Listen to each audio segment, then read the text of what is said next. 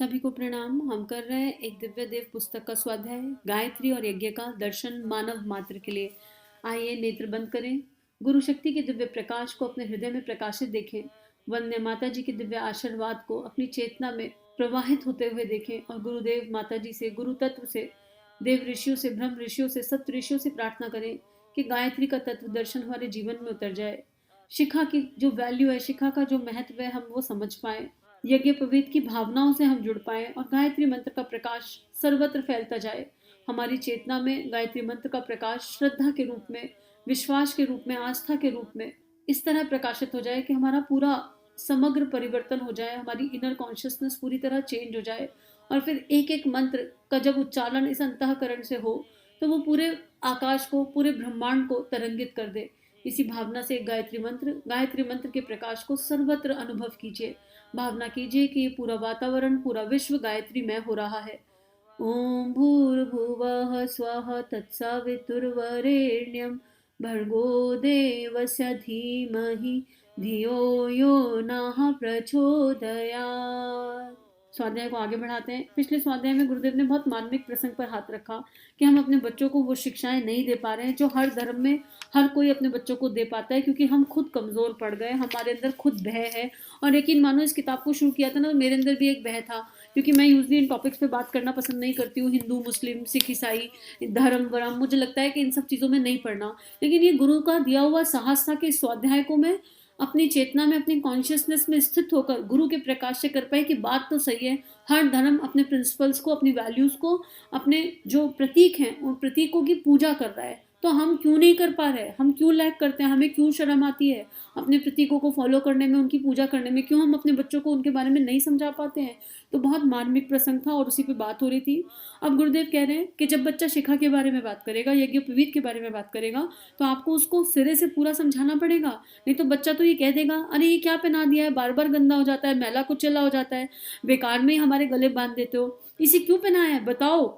तो आपको बच्चे को बताना पड़ेगा कि बेटा खाना खाते हो, सुबह उठ के वो खाना भी तो निकल जाता है ना बाहर, उसका क्या होता है, लेकिन वो फिर भी आपको पोषण देता है ना, आपकी आपके शरीर की ऊर्जा को बढ़ाता है। ऐसे ही यज्ञोपवीत रिमाइंडर है, भले ही ये गंदा हो जाता है तो हम इसको बदलवा देंगे, हम इसे चेंज करा देंगे। जैसे हम आपके लिए रोज डिफरेंट डिफरेंट तरीके के खाने बनाते हैं, लेकिन ये पहनोगे तो आपको याद रहेगा कि आपका कौन सा कर्म करने योग्य है, कौन सा कर्म करने योग्य नहीं है। ये रिमाइंडर है, जैसे यज्ञ की अग्नि रिमाइंडर है। रोज हम अपनी गंदी बातों को उस अग्नि में समर्पित करेंगे और यज्ञ देवता से प्रार्थना करेंगे कि हमारे भीतर तेजस्विता भरो, ये अग्नि जितनी प्रकाशित है ऐसा ही प्रकाश हमारे भीतर लेकर आओ।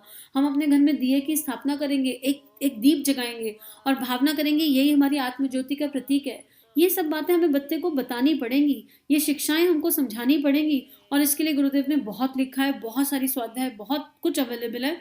कुछ नहीं तो गायत्री महाविज्ञान है। लेकिन सब कुछ अवेलेबल होना एक तरफ है और अपने जीवन में वो लाना एक तरफ। अगर हम अपने जीवन में ले आए तो हमारे बच्चों के जीवन में कभी ना कभी देर सवेर तो आएगा ही, क्योंकि अब सारी अवतारी चेतनाओं ने, सारे ऋषियों ने, सारे संतों ने इन बच्चों के रूप में जन्म लेना है, क्योंकि सतयुग की स्थापना होनी ही है। आगे गुरुदेव लिख रहे हैं, यज्ञ की फिलॉसफी के बारे में भी लोगों को बताना पड़ेगा कि यज्ञ हिंदू धर्म का अक्षुण्ण अंग है। क्यों है? हमारी संस्कृति का अक्षुण्ण अंग है। क्यों है? इसकी प्रेरणाएं क्या है, इसका प्रकाश क्या है, इसकी शिक्षाएं क्या है, इसके संबंध में कई बार अनेक किताबें छपवा चुके हैं। इस शिखा के सूत्र के बारे में भी बता रहे हैं। शिखा के सूत्र के बारे में हमारी पुस्तकें पहले भी हैं। पहले एक मोटी किताब भी थी, एक बड़ी किताब भी थी, पर अब बड़ी किताब तो नहीं रही, अतः अन्य छोटी किताबें प्रकाशित कर रहे हैं। इस तरह से शिक्षा और यज्ञोपवीत के बारे में बहुत जानकारी हमको देनी है। यज्ञ के ऊपर तो जन्म शताब्दी पुस्तक माला में भी 2 या 3 किताबें अब तक आ गई हैं, जो अलग अलग तरीके से हमें यज्ञ की खूबसूरती बता रही हैं। आप एक काम करिए, गूगल करिए, जन्म शताब्दी पुस्तक माला की पूरी लिस्ट निकालकर उसका प्रिंट आउट निकाल लीजिए, और आप उसका प्रिंट आउट निकालेंगे तो आपके सामने होगा कि 1 से लेकर 100 तक कौन कौन सी पुस्तकें अवेलेबल हैं। उसका प्रिंट आउट आपके पास अवेलेबल होगा तो आपको आसान हो जाएगा टिक करने के लिए आपको कौन सी सुननी है। हालांकि आप जो भी सुनोगे आपको उसमें कुछ मिल जाएगा, इसमें कोई डाउट नहीं है। हर किताब, हर प्रवचन अपने आप में यूनिक है, अपने आप में डिफरेंट है, और कुछ तो डिफरेंट सिखा रहा है। लेकिन फिर भी हर आत्मा की प्यास अलग होती है, हर आत्मा की रिक्वायरमेंट अलग होती है। तो आप वो लिस्ट निकाल सकते हैं और उससे देख सकते हैं और उसके हिसाब से पुस्तक को पिक कर सकते हैं। और अगर आपके कोई एड ऑन पॉइंट्स हैं, आप पुस्तक पढ़िए, और अगर आपको लगता है कि कुछ पॉइंट मिस हो गया है स्वाध्याय में, तो हमारा स्वाध्याय कराइए, कमेंट बॉक्स में लिखकर बता दीजिए, ईमेल कर दीजिए कि ये पॉइंट और ऐड हो सकते हैं। तरीके बताइए जिससे हम म्यूचुअली स्वाध्याय को बहुत सुंदर, बहुत दैवीय बना सकें। आगे गुरुदेव लिख रहे हैं, मूर्तियों की स्थापना के बारे में मान्यता बनाकर और उनके बारे में चर्चा करते हम चले आ रहे हैं। कलेवर को मान्यता देना, उनमें भरी प्राण ऊर्जा को, प्रेरणा को भूलते चले आ रहे हैं। ये बात सही है। ये जो मूर्तियों की बात गुरुदेव कर रहे हैं, हमने अपने बच्चों के मन में भय डाल दिया है। अगर आप देखो, घर में दिया जगाए आरती करते हुए और बच्चे के साथ सामूहिक आरती चल रही है कोई त्योहार पे, और दिया बुझ जाए तो हम पहले डर जाएंगे, हाय हाय दिया बुझ गया। हम क्या इमेज क्रिएट कर रहे हैं अपने भगवान की, अपने परमात्मा की, कि वो भगवान जी इतने खाली बैठे हैं ऊपर कि दिया बुझ गया तो आके पनिशमेंट देंगे, अब 2 डंडे लगाएंगे, तुम्हारा दिया कैसे बुझ गया। हम खुद क्या रिप्रेजेंट कर रहे हैं? हम हिंदू धर्म को मजाक बना के रख दिया हमने। हम मजाक बंद कर रहे हैं हिंदू धर्म की, खुद अपने बच्चों के सामने। अरे बच्चा, तू एग्जाम में पास नहीं हो रहा तो चल, तू आज सुबह सुबह एग्जाम देने जा रहा है ना, तो 5 गायत्री मंत्र करके जा। पढ़ा नहीं बच्चा पूरे साल, 5 गायत्री मंत्र करके चला जाएगा तो वहां चमत्कार हो जाएगा, कुछ मैजिक क्रिएट हो जाएगा। भगवान को लॉलीपॉप टॉफी देने का साधन मत बनाना बच्चों के लिए। अपने लिए तो जो कर लिया सो कर लिया, बच्चों के लिए तो ऐसा ना करें। तो गुरुदेव यही बोल रहे हैं कि कलेवर को मान्यता दे दी, कर्मकांड बच्चों को सिखा रहे हैं और उसकी प्रेरणाएं बच्चों को समझा नहीं रहे। संध्या करते हैं पर उसका उद्देश्य नहीं पता कि क्यों करते हैं। साधु सन्यासी बन गए हैं पर उसका उद्देश्य नहीं पता कि साधु सन्यासियों का ज्ञान है या नहीं। और उसके बाद अगर कहीं सड़क पर जा रहे हैं और कोई पीले वस्त्र में आ रहा है, कोई शनिदेव आ रहा है, कोई कुछ आ रहा है, तो भयग्रस्त होकर दान दे रहे हैं और बच्चों को भी दिखा रहे हैं, नहीं नहीं दे दो, इन्होंने कुछ बददुआ दे दी तो, इन्होंने कुछ गलत कर दिया तो। हम क्या परोस रहे हैं हिंदू धर्म के नाम पर? हम क्यों ये सब परोस रहे हैं? अरे अगर सही का ज्ञान नहीं दे सकते तो कम से कम गलत तो मत सिखाओ, कम से कम गलत का ज्ञान तो मत दो। हम तो बचपन से बच्चों को भयग्रस्त बनाते हैं, दूध पी लो नहीं तो पुलिस आ जाएगी। पुलिस कितना श्रेष्ठ काम करती है, कभी बच्चों को पुलिस की श्रेष्ठता नहीं बताते, पुलिस का भय दिखा के बच्चों को बड़ा कर रहे हैं। हम कर क्या रहे हैं? हमको बहुत ज्यादा इस चीज को समझने की आवश्यकता है।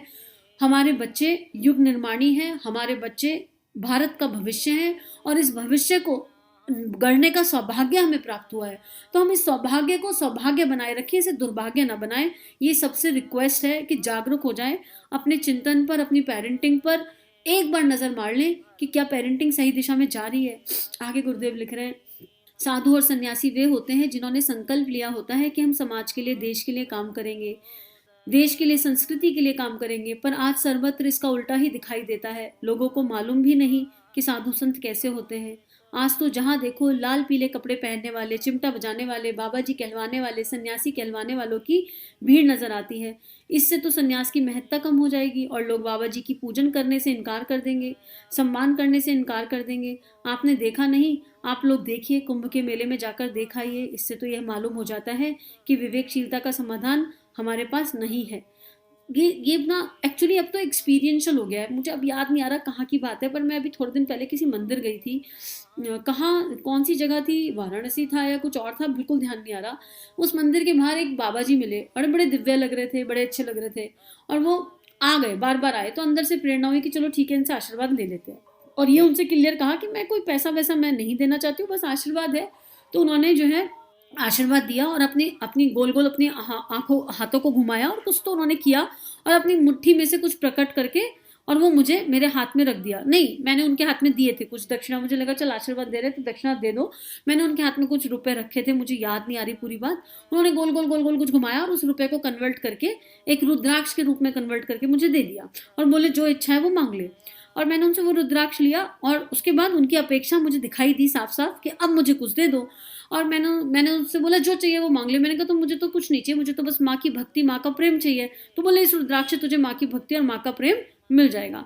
और उन्होंने कुछ अपेक्षा करी, मैंने मना कर दिया। मैंने कहा नहीं, मेरी तो कोई इच्छा नहीं है, मुझे जो करना होगा मैं आगे कर दूंगी। और मैं आगे बढ़ाई। अंतर मन में एक प्रेरणा उठी कि मैं इनका रुद्राक्ष लेकर भी क्यों जा रही हूँ। माँ की भक्ति और माँ का प्रेम क्या इसी रुद्राक्ष में छुपा बैठा है।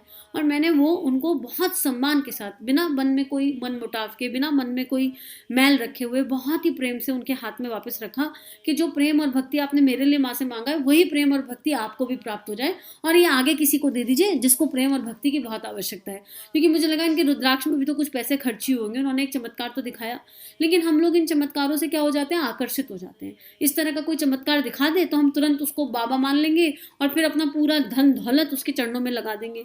विवेक का जागरण रखना है ना, कि वो भगवान बैठा है अगर, तो उसका उनका सम्मान करना है। मैं ये नहीं कह रही कि यहाँ पर हमें अपमान करने की आवश्यकता है, हमें निश्चित रूप से सम्मान करना है। लेकिन प्रेम यूनिवर्सल एनर्जी है, यूनिवर्स में हर जगह बह रहा है। उस प्रेम के लिए, वो प्रेम एक रुद्राक्ष में कैद नहीं हो सकता। मुझे ये अनुभव करना पड़ेगा। प्रेम हृदय की भावना है, प्रेम हृदय की संवेदना है।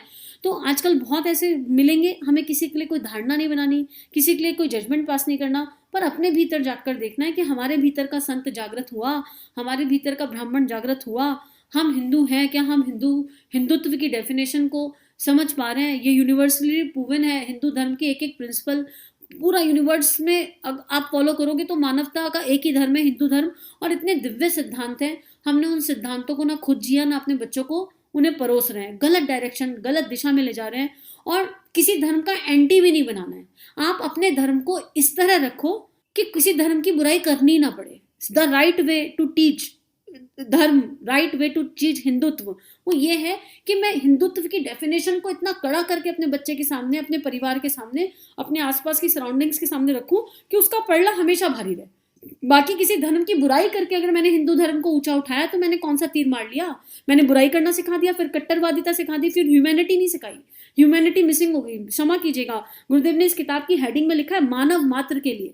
अगर मुझे मानव मात्र की बात करनी है तो मुझे किसी दूसरे धर्म पर आक्षेप करने का, उनके ऊपर क्वेश्चन मार्क लगाने का कोई भी राइट नहीं है, लेकिन उनसे सीखने का राइट है। कैसे सारे मुसलमान अपने सिर पर टोपी पहन लेते हैं, कैसे सारे क्रिश्चियन टाई पहन लेते हैं, कैसे सारे सरदार साफा पहन लेते हैं, क्यों हमारा बच्चा उन चीज़ों को फॉलो नहीं कर पाता, क्यों हमारा बच्चा यज्ञोपवीत नहीं करना चाहता, दिया नहीं जगाना चाहता, यज्ञ नहीं करना चाहता, हम में क्या कमी रह गई एज अ पेरेंट। हमको यही जानने की आवश्यकता है और अपने धर्म के विज्ञान को इस तरह रखने की आवश्यकता है जिस तरह वो कमी ना पड़े, वो नीचा जा ही नहीं सकता हो। बस यही बात गुरुदेव हमें ऑल इन ऑल घुमा फिरा के, पेरेंटिंग की बात आती है थोड़ा इमोशन हाई हो जाता है, समझाने की कोशिश कर रहे हैं क्योंकि यूथ के लिए एक भाव है और ऐसा लगता है कि ये यूथ ही पूरे संसार को, पूरे जीवन को, परमात्म शक्ति को, सब चीज़ों को, यूथ की एनर्जी अगर जागृत हो गई तो सब कुछ हो सकता है, सब कुछ हो सकता है। और यूथ के लिए हम जो कर दें वो कम है।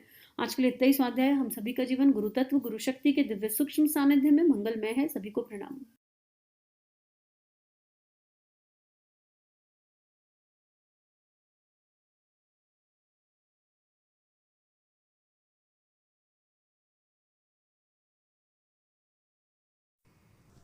हमारे YouTube चैनल को सब्सक्राइब कीजिए और बेल आइकन पर क्लिक कीजिए ताकि आने वाली सभी वीडियो की नोटिफिकेशन आपको मिलती रहे।